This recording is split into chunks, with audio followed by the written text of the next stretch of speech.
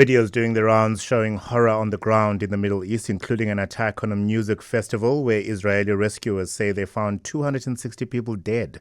Other clips show Israeli civilians taking hostage. Hamas claims it is holding more than 100 hostages, including Israeli army officers. Israel has been pounding Gaza with airstrikes and formally declared a war on Hamas yesterday. More than 400 Palestinians have died, according to the health ministry in Gaza, and medical care has been complicated by Israel cutting power to the territory. The full scale of the Israeli response remains unclear, but Prime Minister Benjamin Netanyahu has predicted a long and difficult war, and a military spokesperson hinting that the country may try to take full control of Gaza. Joining me via Zoom now is the director at RiskRecon, Dr. Kingsley Makhubela. Kingsley, a very good morning and welcome to the show. Good morning, Africa. How did we get here?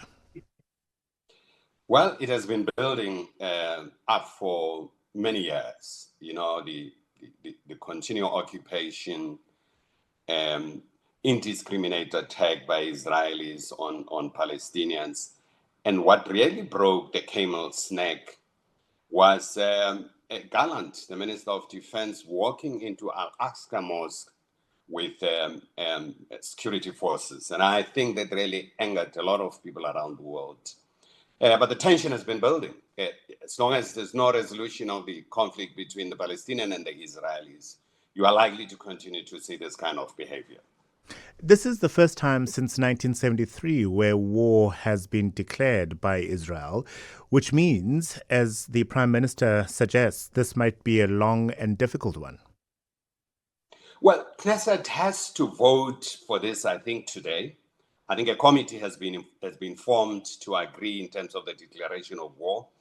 But Prime Minister Netanyahu needs to run through a few legislative requirements, and he has to go through the Knesset. And it appears that the Knesset remains divided. You may have seen that Netanyahu invited all other opposition parties to join the government of national unity. So as to consolidate any dissenting voices that may come up in terms of how the question of the conflict is handled. So we'll see how the Knesset votes later today, but the anger within Israel, I must say, it's unprecedented. Because I don't know, right? I'm not in the Knesset. I'm not in the council of Benjamin Netanyahu. There will be a sense of we need to show them, in inverted commas, surely. So that we will see a retaliation that is probably harder and more vicious before we get to a point where there's any talk of peace, where neither Israeli nor Palestinians have to die. Well, even without a declaration of war, Africa, Netanyahu has all the powers to flatten Gaza, as he says. They're going to pound Gaza. The Americans are apparently sending some ships and some armaments to Israel. And there seems to be a plan to siege the Gaza area and start pounding it. But the challenge that they all have is the possibility of Hezbollah joining the conflict. If Hezbollah does that, it expands the conflict. And the entire region may engulf in the conflict. Because Hezbollah is much more equipped, very organized. If they were to start another front, it would create serious challenges for the Israelis. And what is the relationship currently between Hamas and Hezbollah? Well, you know, it's the whole concept of the enemy of my enemy is my friend. So there's some level of conveniency there because they are all having some gripe against Israel. You may have seen Hezbollah has started attacks yesterday around the Sheba farms, which is an area that is occupied by Israel, and it's regarded as part of Lebanon. And the Israelis have retaliated. But Hezbollah has not yet deployed its lethal force in terms of attacks against the Israelis. So this conflict is likely to become much more problematic for the region. Let's talk about the intelligence for a second. Israel and the US actually saying none of the intelligence services had specific warning of the attack. How could it have been missed? Well, the heads are going to roll definitely after the dust is settled. Shin Bet, which is domestic intelligence and Mossad, they really missed this completely. Because if you look at the preparations for this conflict, has been huge.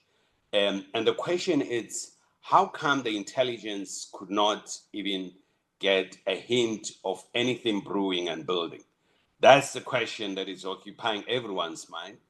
But they are closing ranks now. The Israelis are closing ranks. They don't want a blame game. But later on, I think they're going to go into a review to understand how did this happen, who failed to do what, and there will be consequences, I can tell you.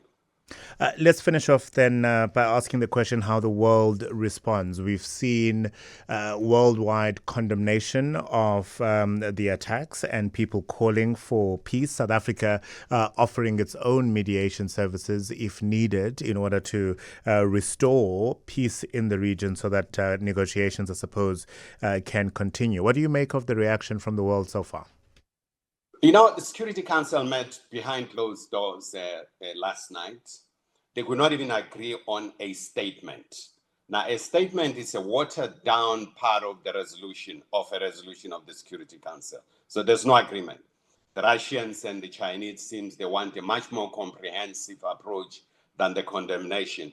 The Arab world is rallying around the Palestinians. So there's a divided world in terms of whether you condemn or you look at a broader picture. Kingsley, thank you very much indeed for your time and your analysis today. Dr. Kingsley Makhubela is the director at RiskRecon, reflecting, of course, on the conflict playing itself out in Israel at the moment, and Gaza at the moment. In America, Senator Chuck Schumer urging China to stand with Israel during his visit to Beijing. And as indicated, many people, many leaders around the world reacting, of course, to the conflict.